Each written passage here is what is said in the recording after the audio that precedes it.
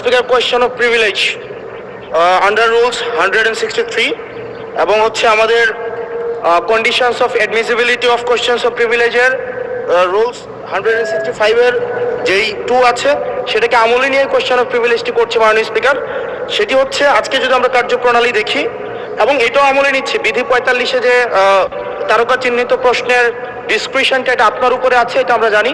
আপনি যদি চান সেটা লিখিত বা টেবিলে দিয়ে দিতে পারেন, সেটাও আমরা জানি। কিন্তু এটা ফাংশনাল ডেমোক্রেসির জন্য এবং এটা ফাংশনাল পার্লামেন্টের জন্য মাননীয় স্পিকার আমরা কোথায় বলবো? আমরা যদি মাননীয় মন্ত্রীদেরকে জবাবদিহিতার আন্ডারে না আনতে পারি, আমাদের কথা বলার জায়গা একদমই সীমিত, 2 মিনিট 1 মিনিট 1 মিনিট 30 সেকেন্ড দেওয়া হয়, সেই জায়গায় আমরা মাননীয় মন্ত্রীদেরকে চলমান বিভিন্ন বিষয় আপনার প্রশ্নের মধ্যে তাদেরকে আনি।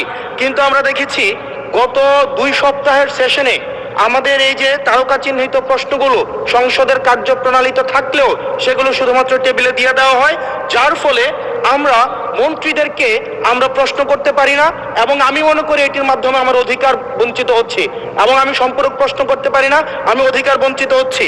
যেমন চলমান ঘটনায় যেটি গুরুত্বপূর্ণ, আমরা কল্পনাও করতে পারি নাই একটা নির্বাচনের পরে কার্টুন শেয়ার দেওয়ার জন্য আসান ইনামকে গ্রেফতার করা হবে মাননীয় স্পিকার। আমরা হাসিনার আমলে দেখেছি কটূক্তি করার জন্য গ্রেফতার করা হয়, কার্টুন শেয়ার করার কারণে আমাদের চিফ হুইপ মহোদয় আমাদেরকে ইনভাইট করেছিলেন এই সংসদে, যে উনি বলেছিলেন তিমির এবং হাঙ্গর, এটা স্যাটায়ার করে বলেছিলেন, এটা আমরাও বুঝেছি, এটা উনিও বুঝেছেন।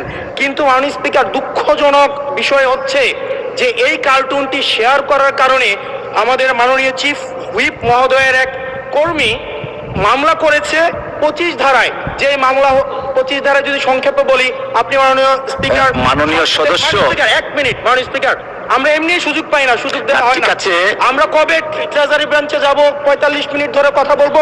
অবশ্যই বলবো, অবশ্যই ইনশাআল্লাহ। মাননীয় সদস্য আপনি একটু শেষ করুন দয়া করে। 1 মিনিট মাননীয় স্পিকার।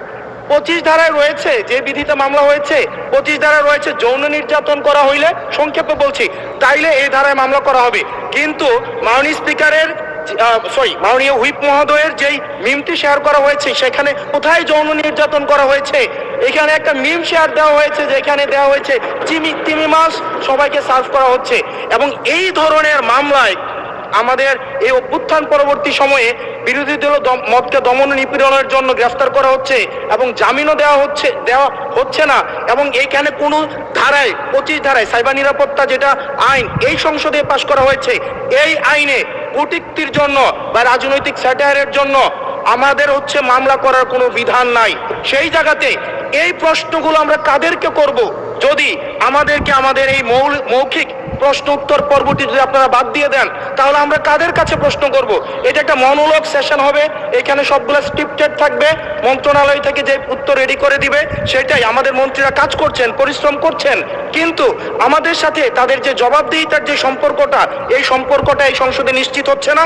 এবং আমি মনে করছি রুলস 163 এই বিধি অনুযায়ী আমার অধিকার বঞ্চিত করা হচ্ছে এবং অতি সত্বর এই যে মৌখিক উত্তরদানের যে কর্মসূচিটি রয়েছে সেটি রুলস অফ প্রসিজারে অন্তর্ভুক্ত করা হোক, যাতে করে আমাদের মাননীয় মন্ত্রীদেরকে আমরা জবাবদিহিতার আন্ডারে আমরা আনতে পারি। ধন্যবাদ মাননীয় স্পিকার।